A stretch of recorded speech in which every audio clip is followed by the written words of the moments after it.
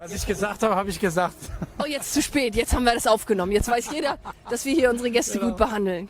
Wir sind hier so wichtig, dass wir Wasser kriegen, ne? Ja, und sogar in Kaffeebechern, wie ich das richtig, Ja. ich das richtig sehe. Das ist der ROCKHARZ ist sehr umweltfreundlich. Dankeschön, Sarah. Wow, danke schön.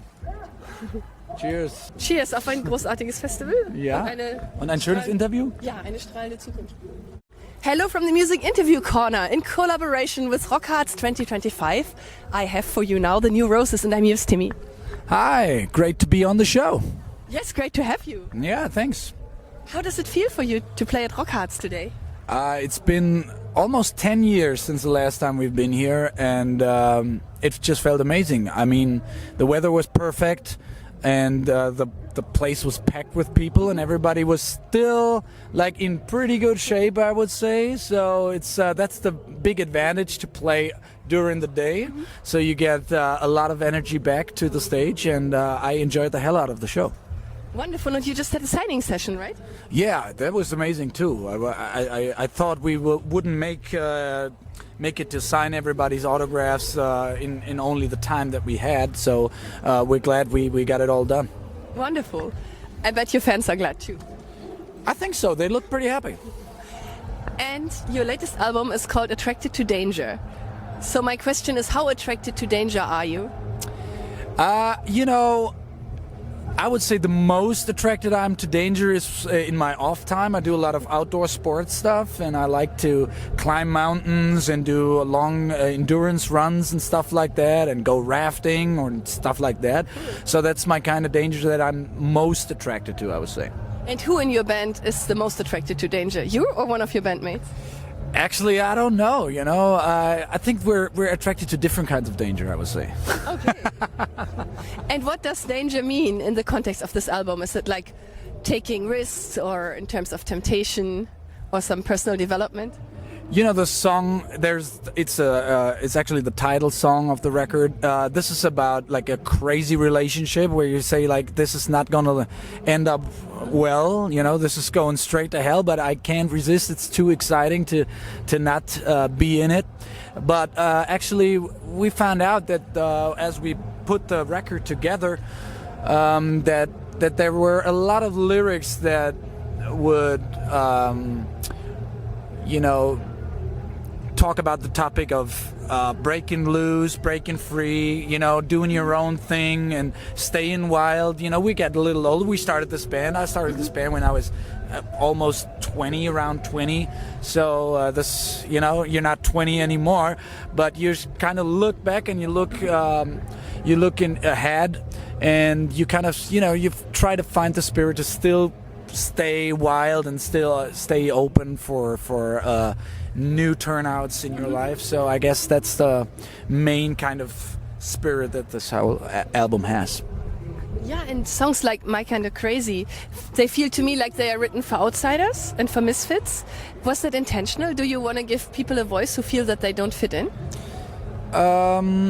Actually, you know, when I write songs, they're always kind of based on a true story, something, you know, that happened in my life or something, because I guess I can transport it the best way if I can relate to it. So I would say, yeah, kind of, I've always felt like I don't fit in during my school days, and I actually tried to take a serious job for, I don't know, a couple of months. And what were you trying out? No, so the story is, I dropped out of every school I ever went to. So, and I was still living at home around 17, you know. So my dad called me to our backyard, and he was sitting there like the Godfather, you know. Like an intervention? Yeah. He sat there, you know, he was eating lunch, and like the Godfather. He was like, you know, not even looking up to me. And he's, you know, he just said, so you dropped out of another school? I said, yes. And he says, okay, so I give you 2 weeks time. If you don't have a job, you won't have a home as well. You know, it's been enough, you know. So I went to the job center and I said like, hey, I need a job. I said, do you have any education? So I kind of went to a couple of schools, but I don't have any degree or anything. So they kind of put me in this program where I started working in an insurance company. So I had to wear a suit every day I'm so sorry. for a couple of months until they realized we probably pass on you, you know. And I think they formulated it very kindly. They say, we want to give you the opportunity to try out different things, you know, so we kind of set you free now. So yeah, this is my career as a serious job worker. And after that, I kind of, you know, said, I got a guitar and I got some ideas, so let's try this one. And by the way, why is your English so perfect? You don't sound German. Like, you know, I mean, you are German, but you do not sound German. You speak like a native speaker a lot, it sounds. Thank you. How did you get so good? When I started out with music, I played in the local bars around the area that I grew up in. It's Wiesbaden in Germany. And there was the European headquarters of the U.S. Army. And when I played in all those bars, they were frequented like the most by American soldiers. So I hung out with them every night, and I went to their parties on post and on their base, and because I was so fascinated by their rock music. They knew so many bands and musicians and artists that you didn't know in Germany, you know. So I learned a lot about country music and southern rock music, and I learned the language. And I would, you know, I wasn't embarrassed to ask all the times, like, what is that word, and how did I say this right? And so because I knew I want to get the right groove when I sing in English. I want to make it sound like natural, and that's the reason why I decided to write in English and not in German, because the groove and the sound and the flow of the language, in my opinion, fits best to the sound of rock music. So I was trying hard to get it right. Cool, that's amazing. And which bands were that they introduced you to? What were your early influences when you decided to become a musician yourself? So I would say, you know, of course I knew the big names. Of course I knew AC/DC and Deep Purple and all those bands, but especially like super traditional American rock bands like the Allman Brothers or John Mellencamp, and a lot of country music like Merle Haggard and Hank Williams. And, you know, I kind of knew the names, but I didn't know what's the story around it. And so if you would go to those parties, you know, it felt like you're in America. They had the ice coolers and the beer cans and the barbecue, and, you know, and they had this music in the background all the time, and I would, you know, just sit there and say, oh, well, that's a great song, that's the great song. And I remember well a couple of those songs. I heard them for the first time, and I thought, if I could dream of writing songs, I would write those songs. This felt like 100% home to me, you know. So it was a great time for me to explore a whole different culture of rock music, you know.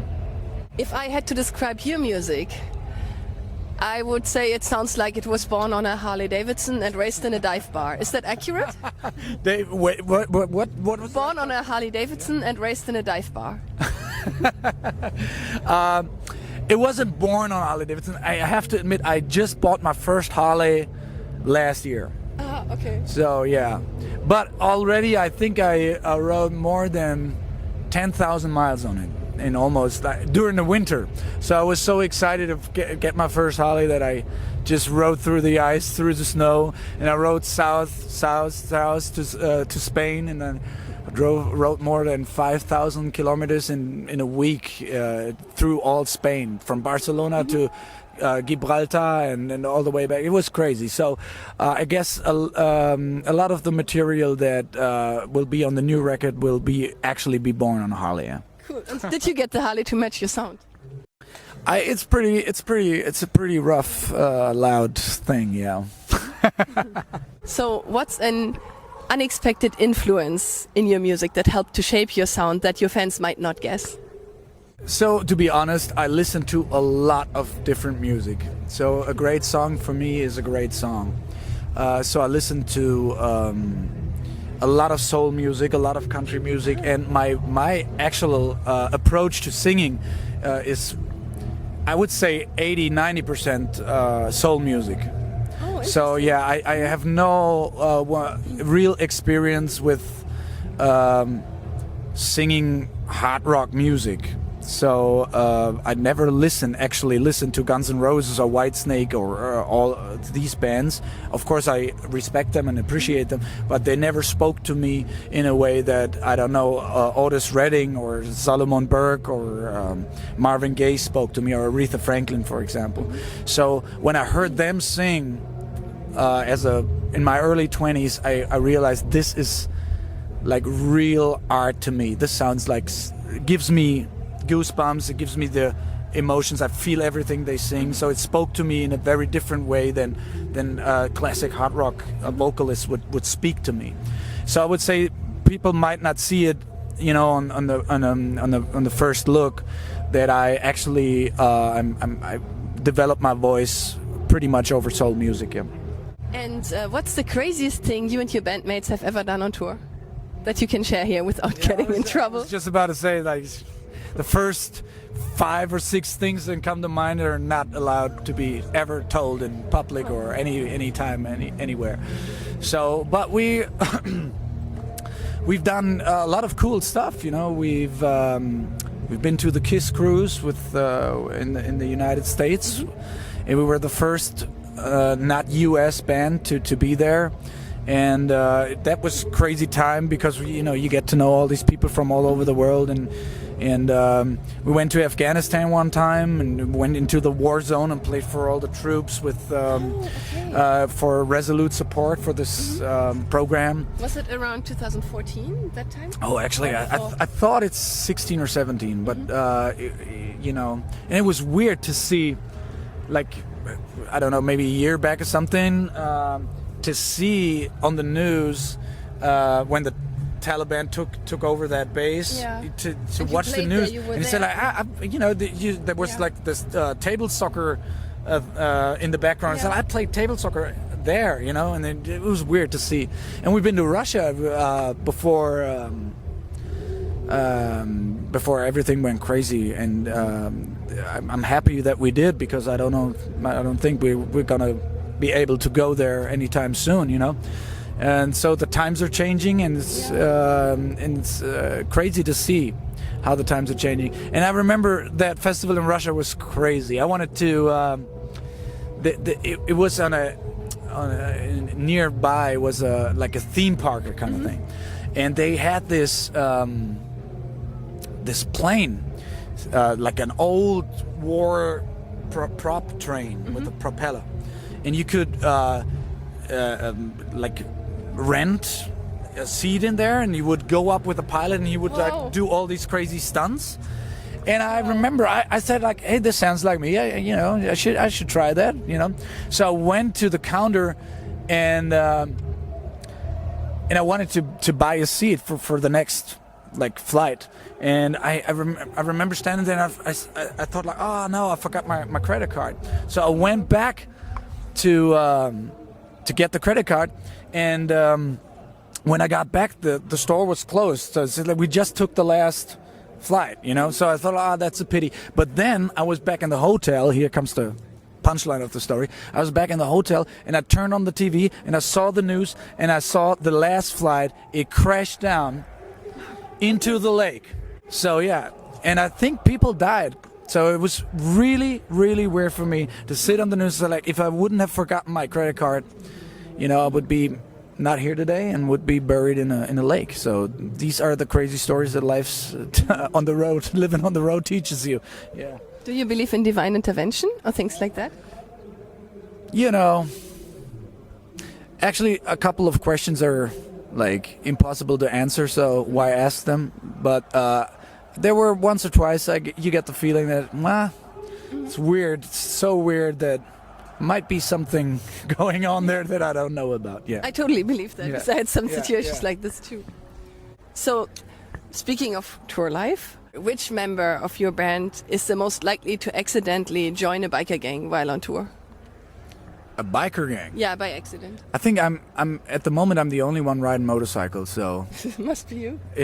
Yeah, but I'm not interested in any kind of club thing. I always ride alone, and it's not my thing. I totally respect it, and I had so many great experiences playing on like motorcycle events. But you know, if you're this band is kind of a small gang for its own, you know, and you spend so much time together. So when I jump on the Harley, I like the freedom of just, you know, taking turns wherever you want to go and not have to ask or make compromises or something. So like I said, when I jump on the Harley, I just drive. I never have a goal or something. So this is what I like the most about it. So probably pretty unlikely that I'm going to join a biker club anytime soon. But we had our very first record that we produced ourselves and released ourselves got picked by the TV show Sons of Anarchy back then.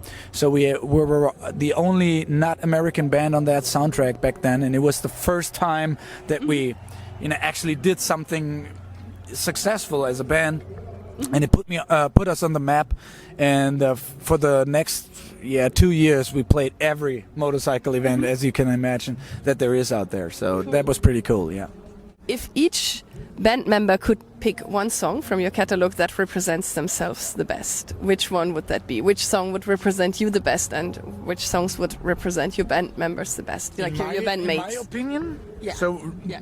I should pick a song that I think represents the band members from my perspective. Yes, and yourself also. Okay, it's a great question. Good. I'm happy you like. Never been asked. That's my goal. So I would say I start with Hardy. I would say Every Wild Heart is something that I always kind of connect to Hardy.